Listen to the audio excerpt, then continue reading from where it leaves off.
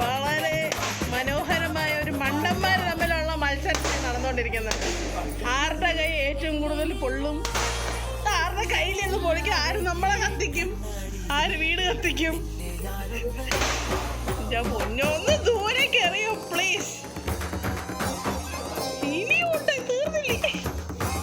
Oh my God.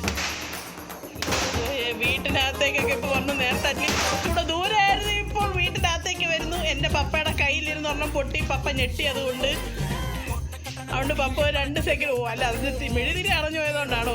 രണ്ടുപേരുടെ മെഴുതിരി ഒരുമിച്ച് അണഞ്ഞു പോയിരിക്കുന്നു. നന്നായി. അത്ര ഒരു മെഴുതിരിയിൽ നിന്ന് രണ്ടുപേരും കൂടെ കത്തിക്കുന്നു. പപ്പയുടെ കൈ സൂക്ഷിക്കണമെന്ന് ഞാൻ പപ്പയോട് വീണ്ടും വീണ്ടും ഓർമ്മിപ്പിക്കുന്നു.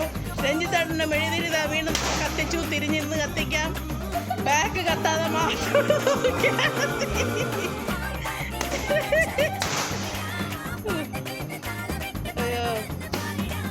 കുറെ എണ്ണം ഷൂ എന്നും പറഞ്ഞു പോകുന്നതുകൊണ്ട് ചിലതൊന്നും പൊട്ടുന്നേ ഇല്ല എന്നും പറയുന്നു. അത് എന്തുകൊണ്ടാണ് നമുക്കറിയില്ല.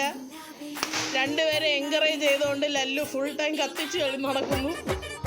നേരത്തെ അവളുടെ ചന്തിയുടെ പുറകിൽ ഒരു റോക്കറ്റ് വന്നതാണെന്ന് ഞാൻ അവിടെ വീണ്ടും വീണ്ടും ഓർമ്മിപ്പിക്കുന്നു. അതുകൊണ്ട് സൂക്ഷിച്ച് നടന്നാൽ നിനക്ക് കൊള്ളാം. രഞ്ജിത്തിന്റെ മുഖത്തിരുന്ന് ഒന്നും പൊട്ടിയിരിക്കുന്നു. ജീവനോടെ എപ്പോഴും ഇരിക്കുന്നത് അത്ഭുതം.